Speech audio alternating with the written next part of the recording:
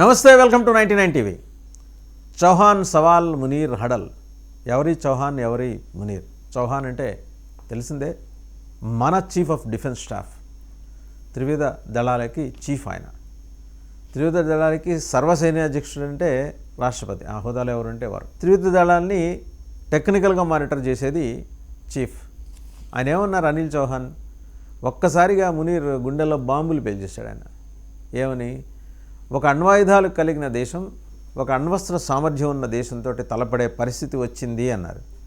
Other way around ఏంటంటే భారతదేశం పాకిస్తాన్ తోటి పూర్తిస్థాయి యుద్ధానికైనా, ఎందుకంటే భూభాగంతో షేర్ అయి ఉంది మనకి, పూర్తిస్థాయి యుద్ధానికైనా దిగబడాలి. తాత్కాలికంగా స్వల్పకాలికమైనా సరే, పూర్తికాలమైనా సరే మనం సిద్ధపడాలి, సిద్ధపడే ఉన్నాం. బాంబే ఐఐటీలో జరిగిన ఒక కార్యక్రమంలో ఆయన మాట్లాడుతూ అనిల్ చౌహాన్ చేసిన ఈ వ్యాఖ్యలు సంచలనం సృష్టించాయి. ఇదివరకట్లాగా శాంతి మంత్రం జపిస్తూ కూర్చునేది లేదు భారతదేశం, ఆపరేషన్ సింధూర్ కంటిన్యూ అవుతుంది అనేది చెప్పకనే చెప్పారు. ఆగలేదు కదా, మళ్ళీ కంటిన్యూ అవుతుందని చెప్పడానికి. టెక్నికల్గా బయట ప్రపంచానికి ఆగినట్టు కనిపిస్తోంది, బట్ సరిహద్దుల్లో మనం మోహరించి ఉండటం, ఇవి కాక సరిహద్దులు దాటకుండా పాకిస్తాన్ని కుప్పగొల్చడం ఎలాగో ఆపరేషన్ సింధూర్లో చేసి చూపించాం. వాళ్ళ భూభాగంలోకి ఎంటర్ అవ్వకుండా వాళ్ళ ఆధ్వర్యంలో, వాళ్ళ ఆధీనంలో ఉంచుకున్న పీఓకేలో, పాక్ ఆక్యుపైడ్ కాశ్మీర్లోని 9 ఉగ్రవాద శిబిరాలను డిస్మాంటిల్ చేసింది. ఇవాళ ఎందుకు ఆయన ప్రస్తావన చేశారు? జనరల్గా మనదేంటంటే రాజకీయ వ్యవస్థ ఆధారితంగా ఆర్మీ మాట్లాడుతుంది, నేవీ మాట్లాడుతుంది, ఎయిర్ ఫోర్స్, త్రివిధ దళాలు మాట్లాడతాయి. వెరాజ్ ప్రధానమంత్రి ఒక లిబర్టీ ఇచ్చారు, సమయానుకూలంగా, సందర్భంగా, అవసరమైనప్పుడు తగిన మోతాదులో రియాక్ట్ అవ్వడానికి సైన్యం ఈరోజు ప్రిపేర్డ్గా ఉంది. దానికి తగ్గట్టే ఎయిర్ ఫోర్స్ వైపు నుంచి కానీ, ఆర్మీ వైపు నుంచి కానీ, నేవీ వైపు నుంచి కానీ ఎవరన్నా మాట్లాడటం ఈ మధ్యకాలంలో చూస్తున్నాం. బంగ్లాదేశ్ లాంటి ఒక పిపీలకం ఈరోజు మనల్ని తొడగొట్టి సవాల్ చేసి వెకిలి నవ్వులు నవ్వుతోందంటే, సమాధానం ఇవ్వకపోతే రేపొద్దున అది పేటరేగిపోతుంది. అంటే అది పేటరేగినా తెల్లారికి అది ఉండదు, అది వేరే విషయం. బట్ పేటరేగినట్టుగా కూడా బయట ప్రపంచానికి తెలియాల్సిన అవసరం లేదనేది భారత సైన్యం గుర్తించింది. ఆయన ఏమన్నారంటే, కొత్త రంగాల్లో యుద్ధం, మల్టీ డిసిప్లినరీ వార్ఫేర్ ఉంది. ఇవాళ మనం ఫిజికల్గా వెళ్ళి ఇలా భుజాన తుపాకులు పెట్టుకొని, లేకపోతే ఫిరంగులు ముందుకు తీసుకుంటూ వెళ్ళే రోజులు కావివి, అవి ఉంటాయి బోర్డర్ దగ్గర. వాడు అంతకు మించిన కొత్త వార్ఫేర్ తోటి మనం రంగంలోకి దిగి, తక్కువ కాలం పాటే ఉండొచ్చు జరిగే యుద్ధం, బట్ వినాశనం చాలా దీర్ఘకాలం పాటు ఉంటుంది. టెంపో చాలా ఎక్కువగా ఉంటుంది. నిర్ణయాలు చాలా తక్కువ సమయంలో తీసుకోవాలి, క్విక్గా. యుద్ధ ప్రభావం వెంటనే కనిపిస్తుంది. దిస్ ఇస్ వాట్ ఈ had uttered. Multi domain operations ఇక మీదట ఏది ఐచ్ఛికం కాదు, వాలంటరీ కాదు, అది అవసరం.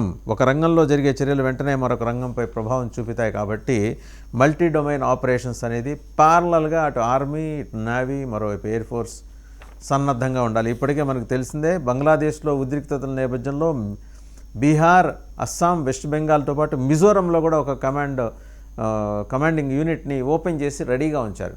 చెప్పలేం, అవతల వైపు ఉన్న ఒక స్మాల్ ఎయిర్ స్ట్రిప్ బంగ్లాదేశ్ వైపు సిలిగురి నుంచి చూస్తే కనిపిస్తుంది. దాన్ని పెద్ద ఎయిర్పోర్ట్గా చైనా తయారు చేసి పాకిస్తాన్కి ఆ నిర్మాణ బాధ్యతలు అప్పచెప్పినప్పుడే అక్కడే ఏదో కుతంత్రం జరుగుతుందని. సో ఆ భాగం వైపు అది, అంటే సిలిగురి నుంచి చికెన్ నెక్ అని ఆయన మాట్లాడుతుంటాడు కదా మొహమ్మద్ యూనస్, దాన్ని ఇలా నొక్కేస్తాట, చికెన్ నెక్ నొక్కేస్తే 7 రాష్ట్రాలు తెగిపోతాయట భారతదేశంతో. మనం చూస్తూ ఊరుకుంటామట. ఇలా అని ఎవరు చెప్పారట? యూనస్ చెప్పాడు. ఎవరిని కలిసిన తర్వాత? జీ జిన్పింగ్ని కలిసిన తర్వాత. ఎక్కడిది ధైర్యం? వాడిది ధైర్యం, డ్రాగన్ది ధైర్యం, వీళ్ళది కాదు. వీళ్ళు వేసుకునే ప్యాంటు చొక్కా కూడా వీళ్ళే కావు, పాకిస్తాన్ ఇవ్వాలి. పాకిస్తానే అడుక్కు తినే బ్యాచ్. IMF లోన్ ఇస్తే ఇప్పుడు ఈ మధ్య $700 మిలియన్, అందులో 90% ఉగ్రవాద కార్యక్రమాలకు పెట్టి 10% వాళ్ళ సొంత అవసరాలకు వాడుకుంటారు. సామాన్య జనం పట్టదు వాళ్ళకి. సరే, మళ్ళీ బంగ్లాదేశ్ దాకా వస్తే, బంగ్లాదేశ్తో వారికి మేము రెడీ. నువ్వు మునీర్ పాకిస్తాన్ వైపు నుంచి వచ్చినా బేఫికర్, మాకు వచ్చే ఇబ్బంది ఏం లేదు, మేము రెడీగా ఉన్నాం, మాకు టెస్టెడ్ వెపన్స్ ఉన్నాయి. వేరాస్ నీ గ్రౌండ్లో చైనా తన వెపన్స్ని టెస్ట్ చేసుకుని తర్వాత తేలింది అవి ఫ్యూటైల్ అయినాయి. America weapons futile. టర్కీ డ్రోన్లు ఏం పీకలేదు భారతదేశాన్ని. సో మీరు ఎన్ని చేసినా మీకన్నా ఎక్కువ ప్రిపేర్డ్గా మేము ఉన్నాం, ఎటు నుంచి కొట్టాలో మాకు బాగా తెలుసు అనే సంకేతం అయితే జనరల్ అనిల్ చౌహాన్ సీరియస్ ఆయన చెప్పుకుంటూ వచ్చారు. భారతదేశం ఎదుర్కొనే ముప్పులు, సవాళ్లు 2 ప్రధాన అంశాల మీద ఆధారపడి ఉంటాయి. ఒకటి అణ్వాయుధాలు కలిగిన దేశం, మరొకటి అణ్వాయుధ సామర్థ్యం కలిగిన దేశం. ఈ స్థాయి నిరోధక శక్తి దెబ్బతినకుండా ఉండాలి, డిటరెన్స్ దెబ్బతినకుండా ఉండాలి. అంటే బ్యాలెన్స్ తప్పేలాగా అవతల వాళ్ళు వ్యవహరించినప్పుడు మాత్రమే భారతదేశం రంగంలోకి దిగుతుంది.